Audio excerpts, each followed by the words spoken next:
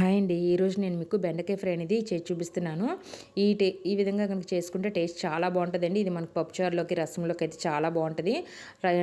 పొడిగా రైస్లోకి కూడా అలాగే చపాతీలోకి కూడా తినొచ్చు, చాలా బాగుంటుందండి. ముందుగా బెండకాయ ముక్కల్ని మనం డీప్ ఫ్రై చేసుకోవాలండి. డీప్ ఫ్రై చేసుకొని ప్లేట్లో వేసుకోవాలి. తర్వాత అందులో పల్లీలు కూడా వేసుకొని వేయించుకోవాలి. తర్వాత దంచిన వెల్లుల్లిగుడ్డ అండి, వెల్లుల్లిని దంచి వేసుకొని వేయించుకోవాలి. అవి కూడా వేయించుకొని ప్లేట్లో తీసుకొని తర్వాత అందులోకి కరివేపాకు కూడా వేయించుకోవాలండి.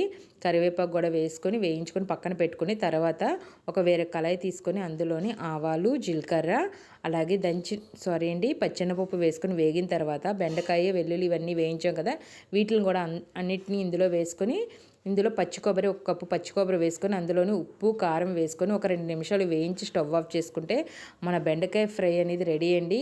మీరు కనుక ఈ విధంగా కనుక ట్రై చేస్తే చాలా బాగా నచ్చితే మళ్ళీ మళ్ళీ చేసుకొని తింటారండి.